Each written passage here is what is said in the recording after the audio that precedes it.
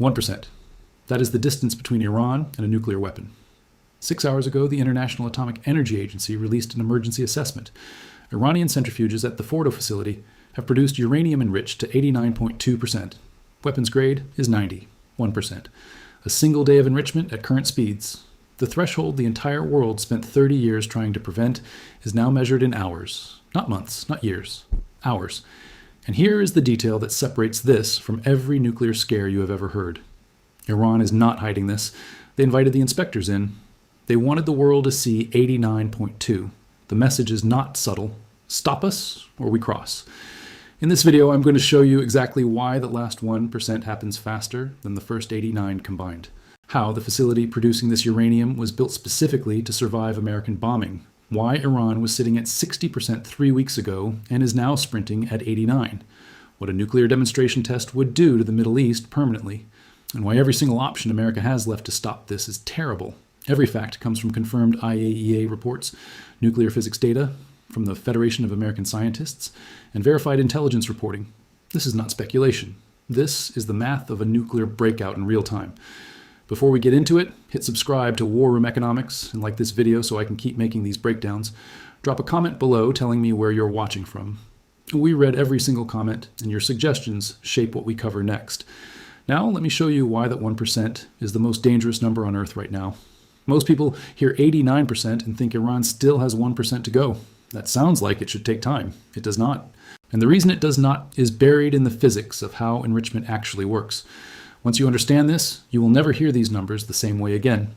Natural uranium is only 0.7% U-235, the isotope that can sustain a nuclear chain reaction. The rest is U-238, which is useless for weapons.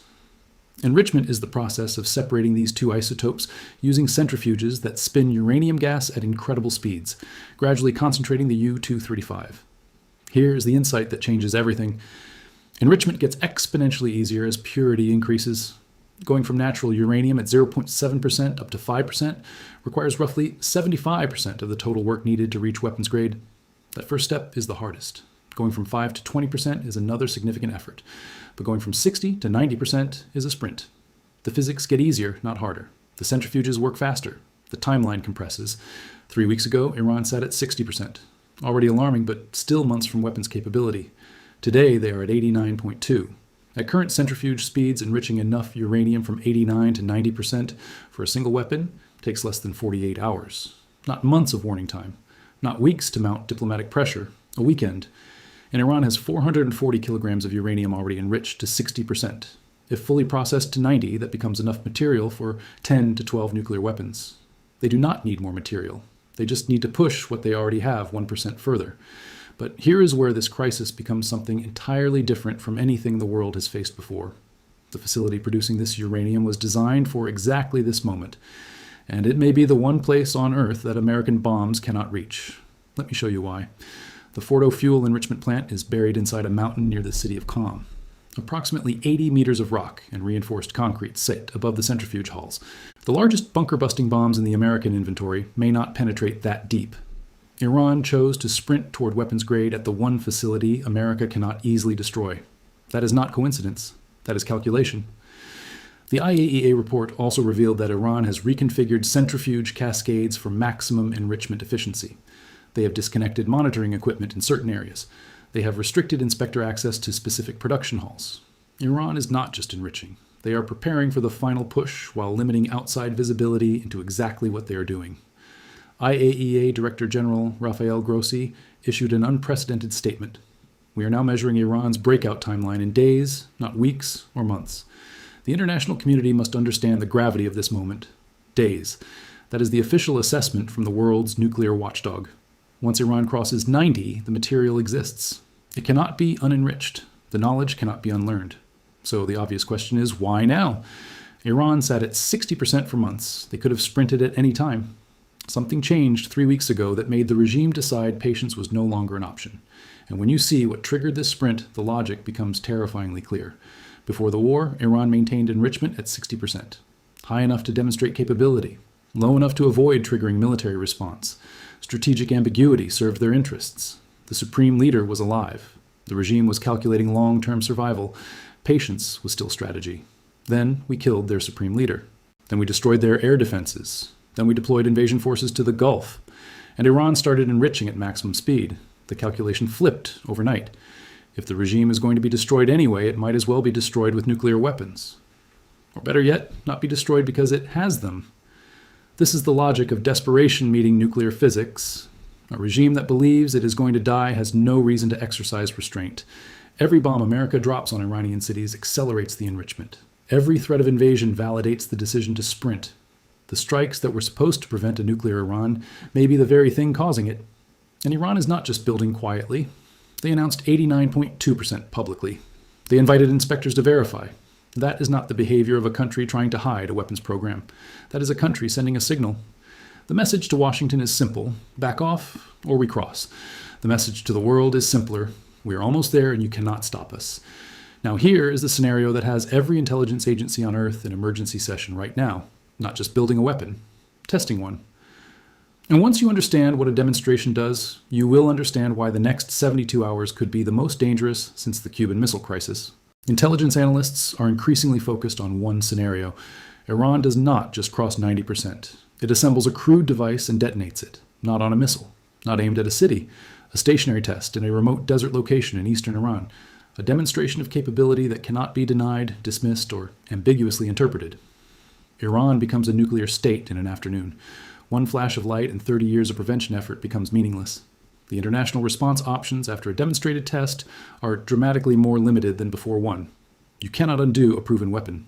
You can only accept it or retaliate against a nuclear-armed state. A crude device does not require miniaturization for missile delivery. It does not require years of additional engineering. It requires weapons-grade uranium, which Iran is hours from producing, and basic assembly knowledge, which Iranian scientists have studied for decades.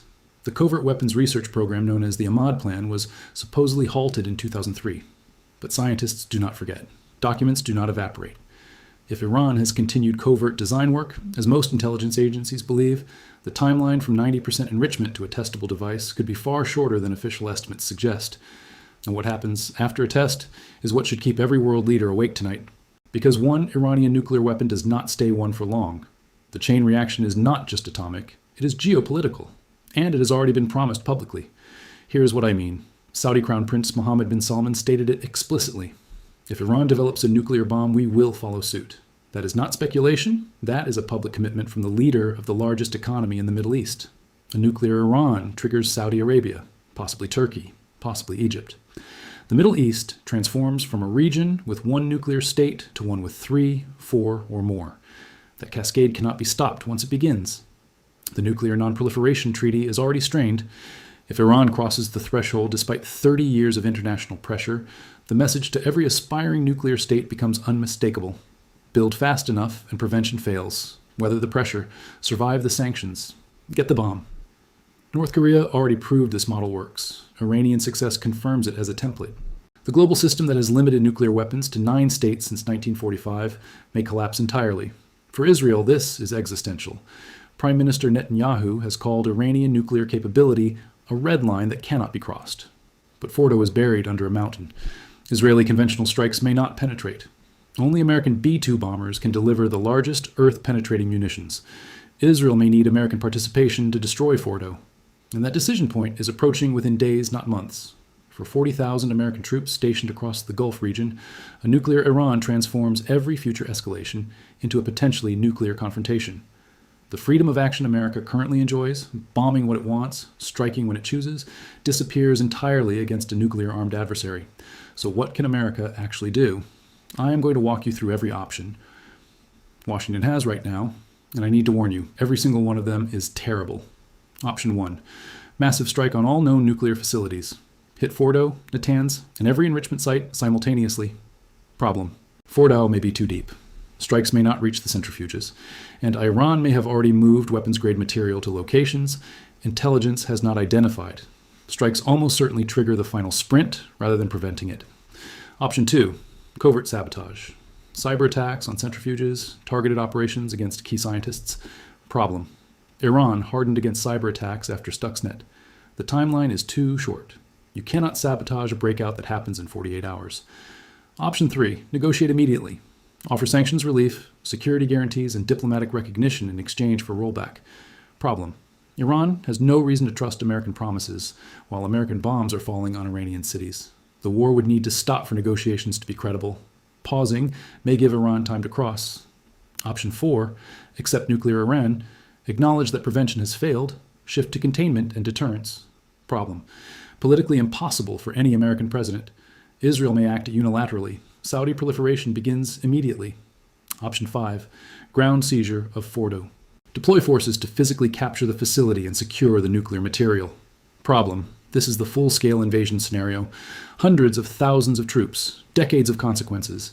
And Iran may detonate a device before ground forces arrive.